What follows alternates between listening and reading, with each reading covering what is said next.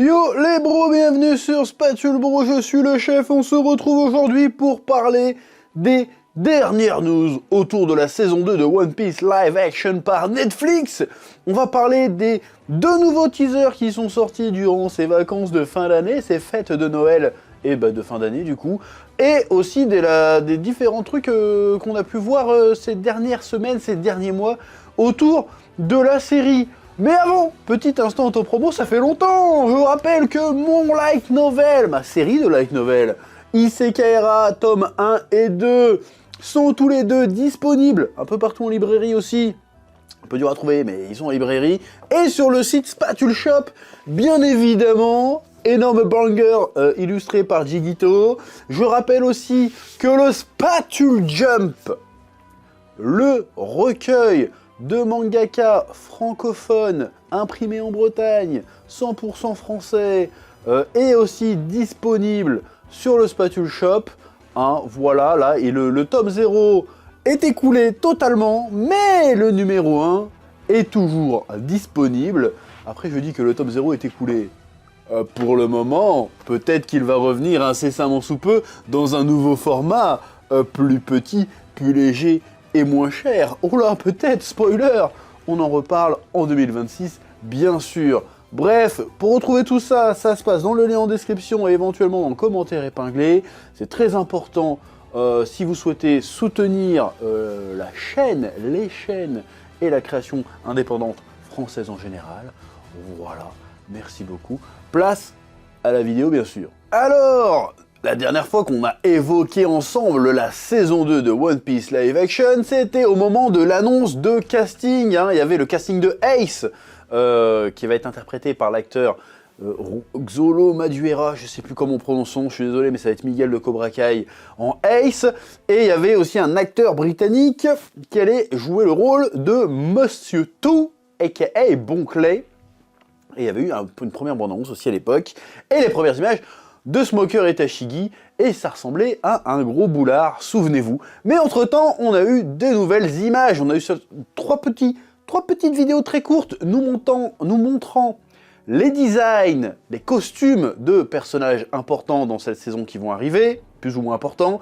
On a vu le costume de Wapol, donc le roi du royaume de Drum, qui franchement était pour moi un défi hein, à rendre sympa en live action sans que ça fasse trop Power Rangers.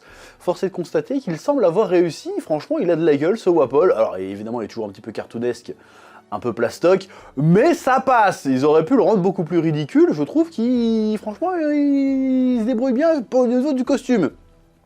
Ensuite, nous avons eu Mr. Five, le Renoir qui jette des crottes de nez explosifs. Pareil, le gars, on dirait qu'il a été arraché des pages pour le mettre en IRL. C'était pas le personnage le plus extravagant adapté, hein, ceci dit. Hein. Mais quand même, il y a de la perf. Et Mr. Nine, ou Monsieur Sunday, Wednesday, je sais plus. C'est quoi son autre blaze, hein, qui est donc le binôme de Vivi. Au début de l'histoire, notamment au passage avec la baleine, j'ai oublié le nom de la baleine, ça m'a échappé pour le coup. La boune, voilà. Pareil, il ressemble de fou. Voilà, bon, il faut s'habituer, il est quand même un peu ridicule, mais franchement, c'est fidèle. J'ai très hâte de voir Mr. 3 et Bon Clay, je pense que ça va être cool. On a surtout très hâte aussi de voir Mr. Crocodile, évidemment. D'ailleurs, ils ont aussi balancé les title cards des différents épisodes de cette saison 2. Hein, déjà dans la saison 1, à chaque épisode, il y avait un title card différent. Hein. Le title card, c'est le moment où il y a le titre One Piece qui apparaît. C'était toujours grimé à l'image d'un personnage. On a eu un à l'image de Zoro, on a eu un à l'image de Nami, on a eu un à l'image d'Usopp, on a eu un à l'image de Baggy et de Arlong, notamment, et aussi de Zeph, il me semble. Bref, tous les personnages y sont passés. Donc ils réitèrent ce gimmick hein, pour la saison 2. Et ça a l'air un petit peu stylé. Ah, ça donne peut-être un petit aperçu de ce à quoi vont ressembler certains personnages. J'ai envie de dire pourquoi pas, évidemment on a hâte de découvrir ça. Oui. Alors, il y a aussi 2 nouveaux teasers qui sont sortis et qui dévoilent pas mal de choses, avec un peu d'inédit par rapport au premier. Déjà, on découvre un peu plus Tony Chopper, qui va être une créature full CGI. Ils ont fait toute une campagne promo aussi, il y a même un 3e trailer du coup, où ils ont annoncé, ouais, selon les pays, qui va doubler Chopper. Bref, ça je m'en bats un peu les steaks. Mais c'était l'occasion d'avoir quelques petits extraits d'interaction avec les chapeaux de paille. Et force est de constater que c'est pas trop dégueu. Hein. Bon, on n'est pas level Gollum dans le Seigneur des Anneaux, tu vois, mais c'est pas du Avatar non plus. Mais franchement, ça passe. Parce que c'était la grosse interrogation, hein, comment ils vont faire Tony Chopper arriver à la... Personne l'appelle Tony Chopper, on l'appelle tout Chopper d'ailleurs. Comment ils allaient faire Chopper quand on avait vu la gueule de la saison 1 niveau effets spéciaux, on s'était dit bon, ça va être un petit peu compliqué. Et finalement, ça a l'air de passer. Bon, pour l'instant, on l'a vu dans un environnement un peu cloisonné, dans un vieux château un peu dans la pénombre. Là, maintenant, va falloir voir qu'est-ce que ça va donner sur le Going Merry, qu'est-ce que ça va donner en extérieur. Tu me diras, on n'aura peut-être pas l'occasion d'en voir beaucoup des extérieurs, parce que dans les 2 bandes annonces qu'on a vues, encore une fois, c'était un des défauts de la première, mais la première, il y avait l'excuse, ouais, c'est un peu risqué, il n'y a pas trop de budget. A priori, même s'il y avait beaucoup de budget en fait, hein, mais voilà. Ça manquait d'extérieur, c'était très décor studio d'intérieur, c'était très enfermé. Malheureusement, pour le moment en tout cas, dans les 2 trailers qu'ils ont balancés, c'est très enfermé aussi. Alors certes, il y a un petit moment où tu vois qu'ils sont à Little Garden, dans la forêt à moitié tropicale, tu vois, bon bah là ça a l'air d'être un extérieur. Le moment où il semble débarquer au bourg de Whiskey Peak, ça a l'air d'être un petit peu en extérieur, mais tout le reste des extraits, c'est des intérieurs assez confinés. Alors que One Piece, il y a très peu de choses qui se passent en intérieur dans One Piece en réalité. Surtout dans cette période-là, c'est vraiment aventure, exploration, on est tout le temps à l'extérieur, on est sur un bateau, voilà. Il y a côté grand espace. Là, il manque un peu ce côté-là. Surtout que la série, quand même, se vend sur ça, sur c'est l'aventure. Et là, je trouve que c'est assez cloisonné. Voilà, c'est un petit peu dommage. Encore une fois, c'est que des trailers. C'est des trailers qui cumulent des images de, allez, 2-3 épisodes grand max, voire peut-être même que des 2 premiers. On n'en sait rien. Ça va pas nous donner toute la série. Mais quand même, je trouve que c'est un peu cloisonné. Pareil, on a des scènes à Locktown où le crew affronte les pirates de Baggy, sans Baggy du coup. Hein. Pareil, ils sont obligés de se battre au milieu d'un cirque. Pourquoi? Qu'est-ce qui se passe? C'est nul. C'est cloisonné, c'est chiant. Vas-y, battez-vous entre les immeubles, quelque chose. Coursez-vous vraiment, une vraie ville où on respire, pas un truc... il fait nuit tout noir, là, t'as l'impression que t'as pas de perspective. Ça fait, c'est un studio quoi. C'est dommage. C'est un peu dommage qu'on ait cet effet un peu studio. Voilà. Dans l'aspect général du trailer. Parce que là, ça va donner quoi à Alabasta quoi. Tu vois ce que je veux dire? Alors qu'à Alabasta, justement, on est dans un putain de désert. Là, tu vas nous faire. Comment tu vas faire?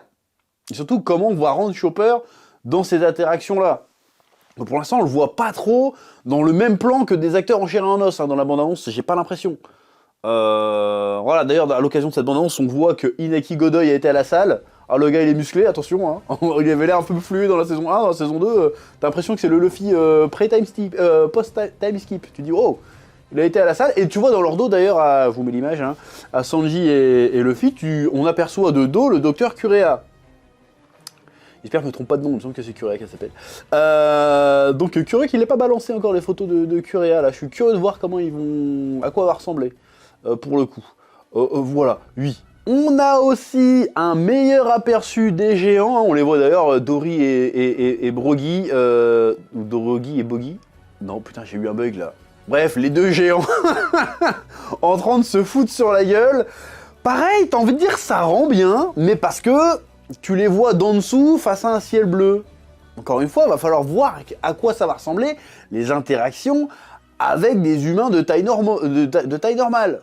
Ah, je suis très curieux de voir ça niveau effets spéciaux, ce que ça va donner. On a le plan vite fait où, je sais plus si c'est Dory ou Brogy, mais bref, le gros barbu, non, le gros moustachu, blond, avec des cornes, arrive au-dessus du Going Merry. Ok, ça fonctionne, mais comment ils vont interagir? Je suis curieux de voir ça, et surtout, comment ils vont faire pour les combats? Parce qu'il y a un moment, il y a Luffy, mais il me semble, si je me souviens bien de Little Garden, il y a un moment, il y a Luffy, il se bagarre un petit peu contre les géants, tu vois. Et il me semble que dans la saison 1, à part Mihawk, qui était vraiment cheaté pour le coup, on n'a pas vu Luffy faire preuve d'une force de malade mental. Bon, il a pété le château sur la gueule de Arlong, d'accord. Mais tu te dis, ah, est-ce qu'il peut vraiment lutter contre un géant de... Tu vois ce que je veux dire? Est-ce qu'il va vraiment réussir à le faire vaciller? Est-ce qu'ils vont essayer de rendre ça crédible, vraisemblable? Je suis très curieux de voir ça. Comment ils vont gérer cette différence d'échelle. En dessin, déjà c'est compliqué de le faire. En live action, entre guillemets, je suis vraiment curieux de voir comment ils vont se démerder avec les géants. Parce que faire 2 géants se foutre sur la gueule, et tu mets des bruitages de Godzilla et la terre fait poum poum poum, ça marche. Mais quand tu mets un géant comme ça face à un petit mec, comment tu gères ça? Sachant en plus que la série n'a pas l'habitude, si on fait le bilan de la saison 1, de faire des scènes d'action d'envergure de fou, tu vois. C'est vraiment très studio, très chorégraphié. Là, il va falloir à un moment donné que Luffy saute par-dessus les géants, si tu veux. Comment ils vont filmer ça? Est-ce qu'ils vont réussir à bien le faire? Je suis curieux, hypé, mais sceptique. J'espère qu'ils vont réussir à rendre ça stylé. Et qu'ils vont pas trouver un échappatoire de merde pour pas montrer un truc comme ça. Parce que là, c'est justement quand on a ce genre de défi, de scène à adapter, qu'on peut voir ce qu'ils ont dans le ventre un petit peu, si tu veux. Très très curieux de voir comment ils vont se démerder avec ça. Pareil, hein, je parlais de Wapol au début, mais comment ils vont mettre en scène ses pouvoirs? Parce qu'il a des pouvoirs un peu complètement débiles, Wapol. Hein. Il peut bouffer et tout et n'importe quoi, ils vont faire ça comment? Très curieux de voir comment ils vont faire aussi. Voilà. Ça va jouer à pas grand chose, mais ça va jouer à ça. On a aussi encore des nouveaux aperçus de furtifs de Smoker. Pareil, il est toujours en intérieur ce bâtard, et il ressemble vraiment à un acteur de cul. Bref. Et enfin, on a la révélation d'à quoi ressemble le docteur Iluluke dans One Piece. Bon, l'acteur il ressemble de fou en fait. C'est terrible comment l'acteur il ressemble. Ils ont gardé sa coupe de cheveux pourrie. Et ça passe à moitié en vrai, hein, avec sa coupe de cheveux pourrie.